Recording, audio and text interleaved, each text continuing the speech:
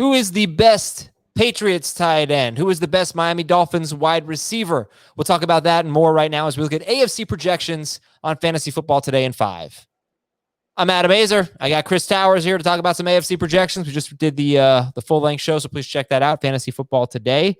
You wanted to talk about the Patriots tight ends. A lot of people are on the Jonnu train. You have Hunter Henry and Jonnu Smith projected pretty similarly, but you actually like Hunter Henry a little bit more, and you have him leading the team in targets.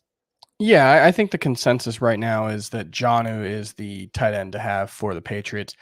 I think they're both pretty fringy starters at this point, but I do have Hunter Henry slightly ahead. I know he got less money than Jonnu Smith. It was mostly just he got one fewer year on the contract. The AAV is actually very similar for the two of them.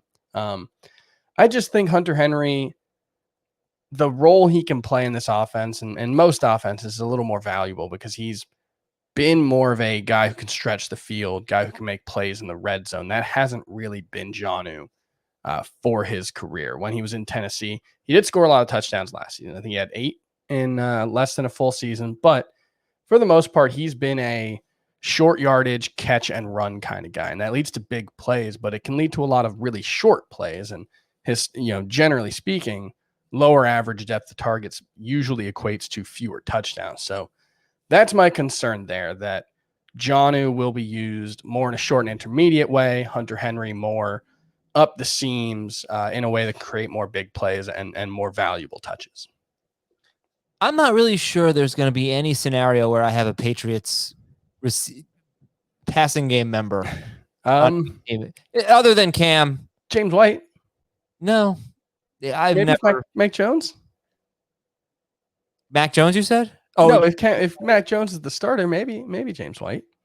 I don't know. It's really hard to say because they've completely revamped their receiving core, but it's still a pretty bad one. Right. And I think the assumption is either Cam Newton or Mac Jones.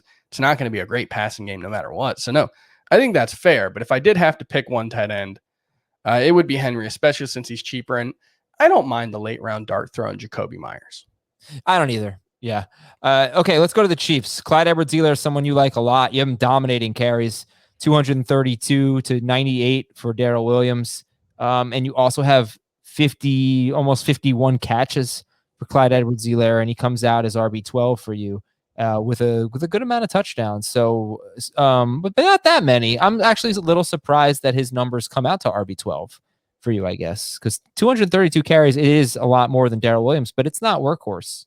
No, it's receptions, receiving yards. It all kind of adds up to a whole that's better than the sum of the parts. And, the thing with Clyde Edwards-Helaire is the reasons we liked him this time a year ago haven't gone away. This is still an awesome offense. It's still an offense that has created a lot of value for running backs. And it's still an offense that historically, at least, has leaned heavily on one running back, whether it was, Kareem Hunt being the obvious example, but even Damian Williams, when he was healthy, was typically getting, a lion's share of the work. I think that's going to be CEH. Last season, I know when he came back for the playoffs, he was splitting time with Darrell Williams or even getting less time than Darrell Williams, but he was coming back from a pretty serious ankle and hip injury that, looked like it was going to end his season at one point. So I think we can kind of put that off to the side and say, this is kind of a fresh start.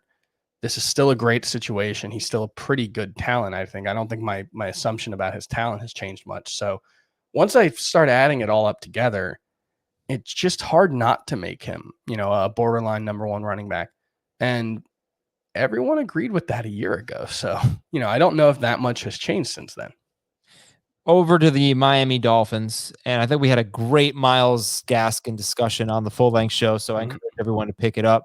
Chris, we only got about 30 seconds left. So tell us why you didn't project Jalen Waddle for big numbers, only 45 catches on 81 targets. Yeah, I think there's a lot of uncertainty in this Miami Dolphins passing game, and it could be that he's the leading wide receiver, but for an elite wide receiver prospect, he's very small at 5'10", 180 pounds, and he does not have the typical production track record that you look for from a high-end receiving prospect. That's not to say he can't be a very, very good NFL wide receiver. I think he will be. I think in year one with Will Fuller and Devontae Parker and Mike Gesicki, I think he could be more of a complementary piece in this offense with a chance to really take off in year two. Will Fuller is on a 1-year contract.